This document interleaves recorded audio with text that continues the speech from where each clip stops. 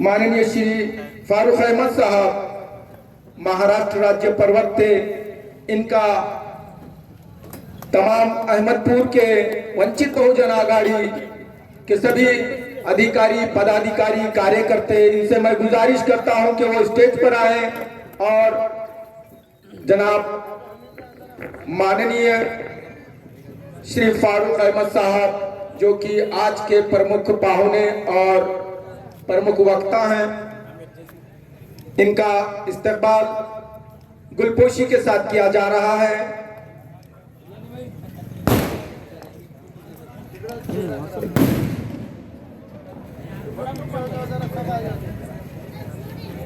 बहुत ही बेहतरीन अंदाज में यहाँ पर आज वंचित बहुजन आघाड़ी अहमदपुर की ओर से खुसूसी मेहमान माननीय श्री फारूक अहमद साहब का सत्कार समारंभ किया गया। और अब मैं डायस पर बुलाना चाहूंगा तालुका अध्यक्ष माननीय जिलानी भाई मनियार आए और अपने मनोगत को व्यक्त करें, अपने विचारों को व्यक्त करें, क्योंकि बहुत सारे अभी यहाँ पर वक्तव्य हैं जो हमें मुखातिब करेंगे, हमें इस हालत हाजरा पर रोशनी डालेंगे। इसलिए मैं सभी से अदबन गुजारिश करता हूँ, वक्त की नज़ाकत को देखते हुए अपने वक्तव्य को पूरा करें, क्योंकि हमें बहुत बड़े बड़े वक्ताओं को भी सुनना है। इसी के साथ माननीय तालुका अध्यक्ष वंचित बहुजन आघाड़ी जिलानी भाई मनियार। अल्हम्दुलिल्लाह,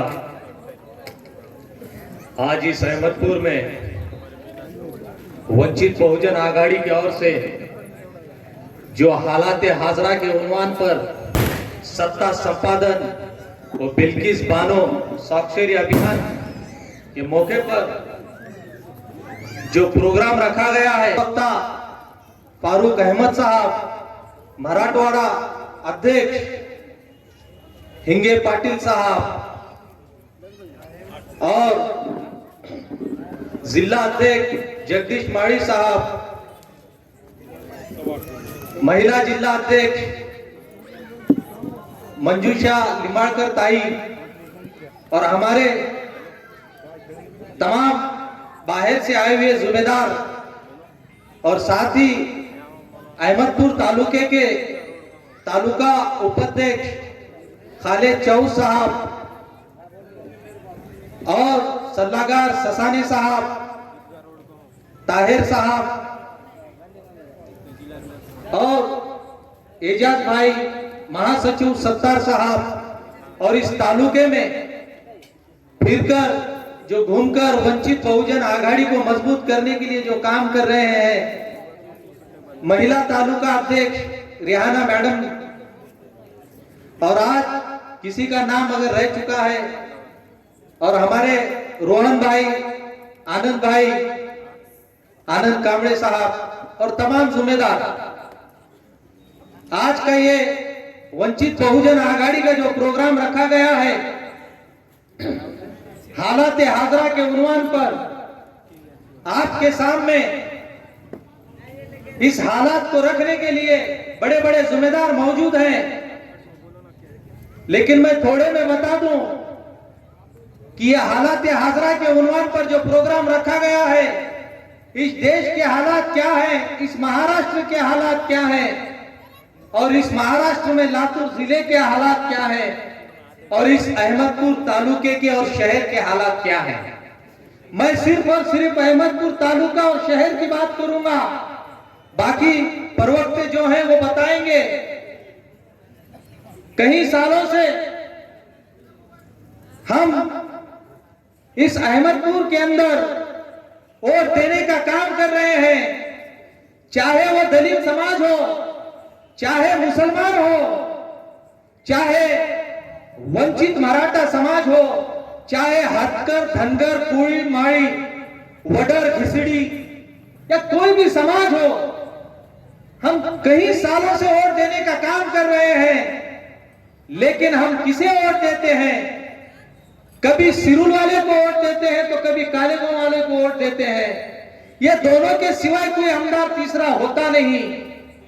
इसीलिए होता नहीं क्योंकि ये लोग मुसलमानों के और दलित समाज के और वंचित मराठा समाज के वोट लेते हैं और उन्हीं समाज में से चंद गिने वाले लोगों को अपने पीछे फिराने का काम करते हैं। ऐसे लोगों को सियासत में साथ में गाड़ी में लेकर फिरने का काम करते हैं। ऐसे लोगों को नगर सेवक का टिकट देने का काम करते हैं या ऐसे लोगों को स्टेज पे बिठाने का काम करते हैं जिनमें कोई काबिलियत नहीं है। आपको ये मैं कहूंगा और ये आप मेरे बात को सच है कहेंगे कि राष्ट्रवादी और कांग्रेस के अंदर जितने मुसलमान के खुद को लीडर बोलकर फिरते हैं, जितने दलित समाज के खुद को लीडर बोलकर फिरते हैं, जितने राष्ट्रवादी कांग्रेस में मुस्लिम के नगर सेवक हैं, जितने राष्ट्रवादी कांग्रेस में दलित के नगर सेवक हैं, तमाम की तमाम अंधे मुक्के बहरे हैं, किसी को बात भी करने नहीं आती। तादाद में ज्यादा होने के बावजूद, हमारी लोक संख्या ज्यादा होने के बावजूद हमारा हर साल नगर सेवक एक कम होता है, बढ़ता नहीं है। इसकी वजह क्या है? इसकी वजह है कि हम सही वक्त पर सही फैसले नहीं लेते हैं। हमने देखा 2014 में, 2011 में जो राष्ट्रवादी कांग्रेस के नगर सेवक चुनकर आए थे, उन्होंने काम नहीं किया तो राष्ट्रवादी कांग्रेस के इस रनिंग आमदार साहब ने एक प्लानिंग किया और अहमदपुर के एक मुस्लिम जो सियासत में, राजकारण में एक वजूद रखते थे, वैसे शख्स को अपने साथ लेकर जो 2011 से 16 तक मुसलमानों को, दलितों को और हर समाज को ढसने का काम किए थे नगर सेवकों ने, जब वो राष्ट्रवादी कांग्रेस डूबने की बात आई तो उसी वक्त एक मुस्लिम डूबने वाले नेता को उठाकर साथ में लेकर फिर 2016 में फिर से नगर पालिका लड़ने का काम किया। फिर से वो मुस्लिम लीडर को देखकर मुसलमानों ने और दलित समाज ने वोट देने का काम किया। फिर ये 2016 से आज 2022 आ चुका है, लेकिन हमारे गलियों के और हमारे एरियों के और हमारे प्रभावों के काम नहीं हुए। मैं बिल्कुल ये कहने को नहीं डरूंगा, मैं बिल्कुल आपके सामने खुलकर कहूंगा, ये इस एक अहमदपुर में, इस एक अहमदपुर शहर में 2 अहमदपुर बसते हैं। एक अहमदपुर शहर में 2 अहमदपुर बसते हैं।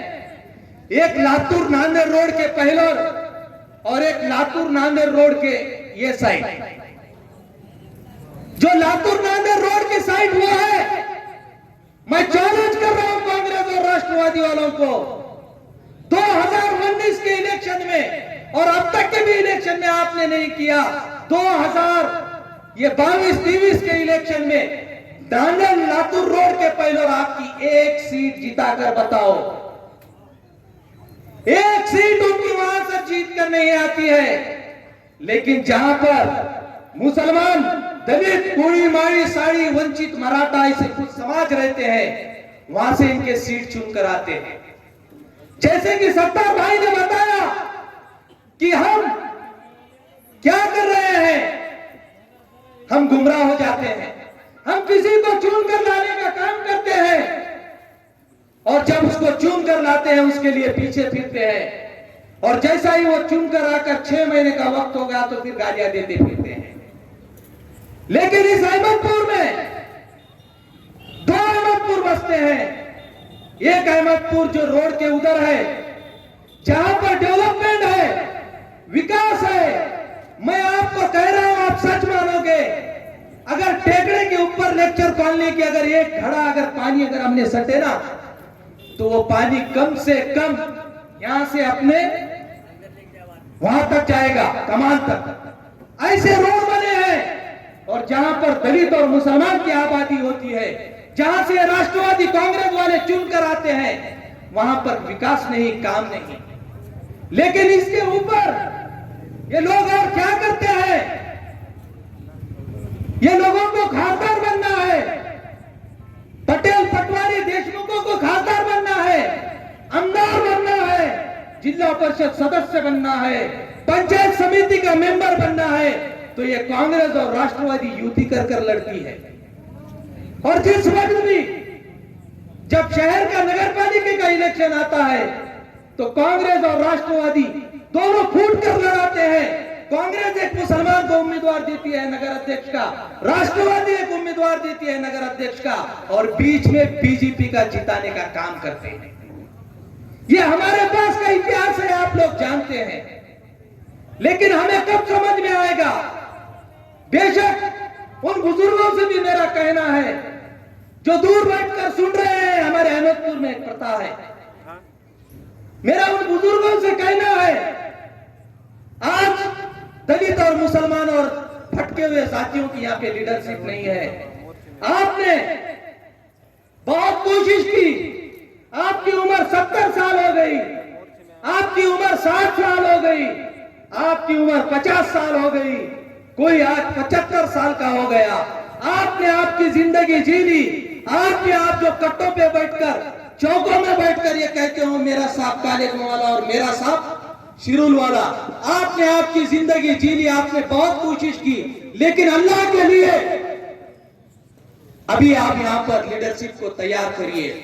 बेशक मैं कहने को नहीं डरूंगा, मुसलमानों की और दलितों की लीडरशिप अहमदपुर में खत्म हो चुकी है, और वंचित बहुजन आघाड़ी आदरणीय प्रकाश अंबेडकर साहब वो लीडरशिप को तैयार करने के लिए आज आपके बीच में यहाँ पर ठहरे हैं।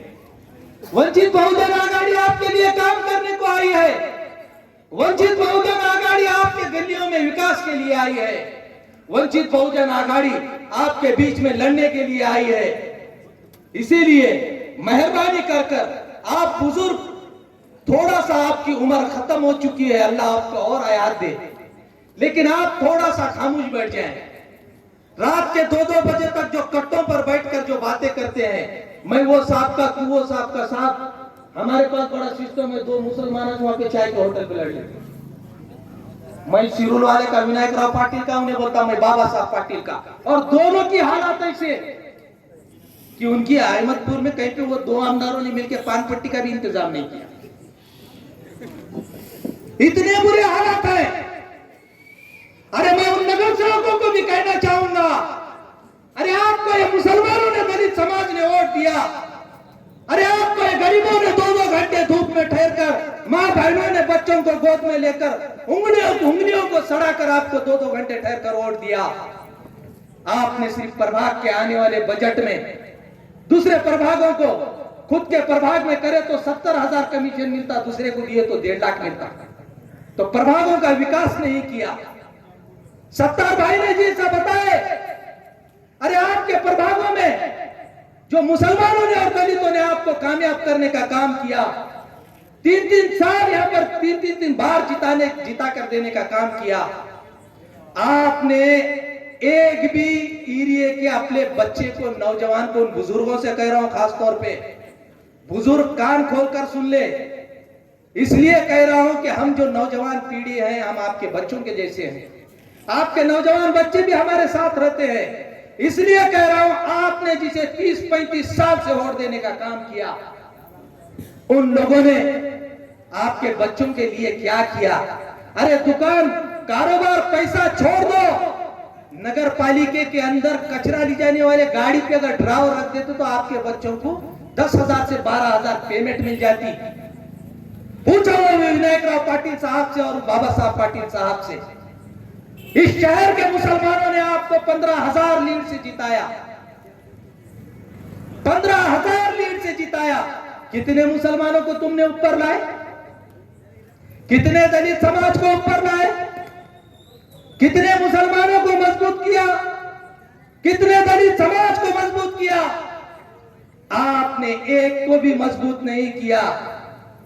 आपने सिर्फ चंद दाढ़ी वाले, एक टोपी वाले और 2 ऐसे यहां से नीला टीका लगा के खींच के बैठने वालों को सिर्फ और सिर्फ महीनेवारी से 10,000 पेमेंट से रखा है आपने। क्या ये बात गलत है? वही लोग साल के 12 महीने और 5 साल वो लोग आपके एरिया से बाहर रहते, और जैसे ही इलेक्शन आया सत्तार भाई बोले सरकार कोई तो भी मेरा मामू का बच्चा बोल के रिश्तेदारी काट के आते हैं, वो मेरे दूर का दोस्त बोल के रिश्तेदारी काट के आते हैं, वो भाई को वोट दो, वो राष्ट्रवादी का अपना उम्मीदवार अच्छा है उसको वोट दो। यहाँ के राष्ट्रवादी के उम्मीदवार बोलते हैं उन्होंने 50 लाख खर्च के आए बोले, मगर मेरा कहना उनसे सिर्फ यही है, अगर आप 50 लाख रुपए खर्चे बहुत अच्छा करे, 1.5 करोड़ कमाए होंगे, इतना तो इन्वेस्टमेंट करे तो कमाते। लेकिन मेरा सवाल यह है, आप मौलाली नगर बौद्ध नगर के लोगों से मैं पूछ रहा हूं, यहाँ के नगर सेवक 50 लाख खर्च के आए बोल रहे, लेकिन इन्होंने इलेक्शन से 1 महीना पहले आपके पास हॉस्पिटल खोला था, याद है किसको? वो हॉस्पिटल का है, जरा उनको पूछो, जीत के आए बरोबर हॉस्पिटल उड़ गया 8 दिन में।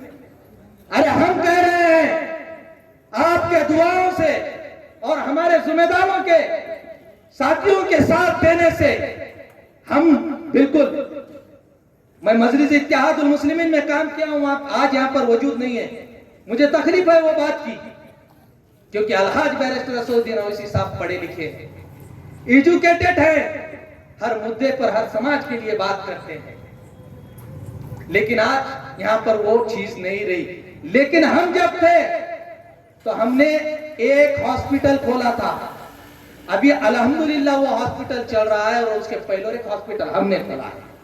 कोई चीज ये इनकार करेगा? वो चल रहा है। मेरा बढ़ता हुआ भाषण मैं खत्म करूंगा तकरीर को मेरे, वो आज भी चल रहा है। और दूसरी बात, फारूक अहमद साहब और हिंगे पाटिल साहब, वंचित बहुजन आघाड़ी की ओर से जो यहाँ पर हम जो काम कर रहे हैं, हमने सोचा महिलाओं के बीच में जाते हैं, हम हर प्रभाग के डोर टू डोर घर जाते हैं, हमने देखा कि लेडीज माँ बहनें बहुत परेशान हैं, तो सबसे ज्यादा मेहनत अल्हम्दुलिल्लाह तालुका महिला अध्यक्ष रेहाना मैडम ने इन्होंने किया है, और उनके साथ हम सब मिलकर हैं।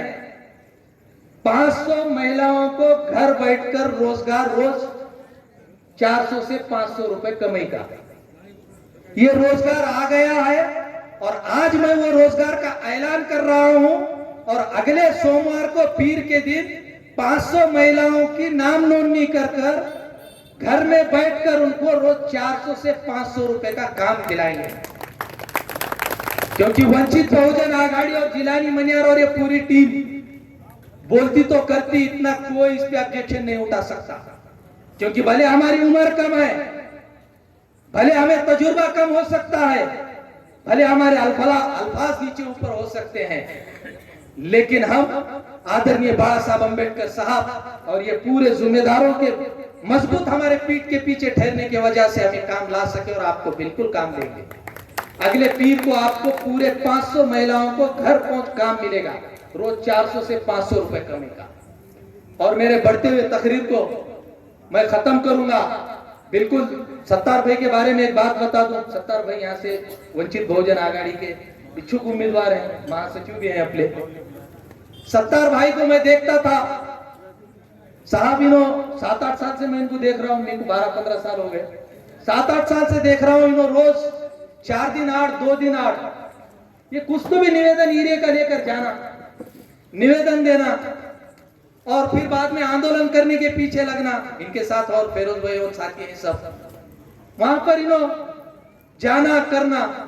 तो जैसा मेरी नजर पड़ी, मुझे एक अच्छी आदत है या बुरी आदत है पता नहीं, मैं आदमी को देख के उठाता, तो उसमें काबिलियत है ना, तो उसको आप जैसा मुझे पुश कर रहे सब मिलके, वैसा मैं उनको पुश करने का सोच रहा। तो मैंने बोला भाई बाहर ठहर के, उनके गेट पे ठहर के निवेदन देकर उनको गुस्सा करने से अच्छा है तुम खुद नगर सेवक वंचित बहुजन आघाड़ी से बनकर नगर पालिका के अंदर जाओ, जीबी के बैठक के अंदर चिल्लाओ, पुकारो मत। अगर गलत फैसला हो रहा तो नीचे की कुर्सी उठा के उनके सामने पटको, सिर में नहीं, अपना प्रभाग का काम करा के लो। तो सत्तार भाई को मैं महीना 1.5 महीना पीछे लगा, फिर सत्तार भाई अल्हम्दुलिल्लाह, क्योंकि मुझे लगता ग्रेजुएशन बहुत है उनका, तो मुझे उतना बोलने भी नहीं आता क्या क्या पढ़ेंगे उन्होंने, क्या क्या नहीं। और दूसरी बात, 5 वक्त के नमाजी हैं, संविधान को पकड़कर बात करते हैं, संविधान के तरीके से चलते हैं। और आपने जितने नगर सेवक को यहाँ पे चुनकर दिया है, किसी के सामने कुछ तो भी लगे वाला था, किसी के नाम में डॉक्टर लगे वाला था, मगर उन्होंने कुछ भी नहीं करे। लेकिन 5 टाइम के नमाजी हैं, अल्लाह का करम है, दीन जानते, दुनिया जानते, संविधान जानते। इसीलिए मैंने फोर्स कर उनको कहा कि आप यहाँ से ठहरिए। पूरी टीम, बाड़ा साहब अंबेडकर का हाथ उनके पीठ पर है, फारूक अहमद साहब है, हिंगे पाटिल साहब है, और तमाम लोग उनको सपोर्ट करेंगे। इसीलिए हमने उन्हें तैयार किया है। तो प्रभाग के लोगों से मेरी गुजारिश है, आप छोड़ दो माजी और आजी। अब आपके सामने एक नौजवान बच्चा है, बुजुर्गों से कह रहा हूं, 2 हाथ रख के काम ले सकते, आप इन्हें साथ दीजिए, काम भी कर रहे हो। और कहने को तो बहुत कुछ है, मगर वक्त की कमी है। हमको तो मेन तो फारूक अहमद साहब और हिंगे पाटिल साहब को सुनना है। तो इतना ही कहकर मैं मेरे 2 अल्फाजों को खत्म करता हूं। खुदा हाफिज। बिना संघर्ष किए क्या मजा है।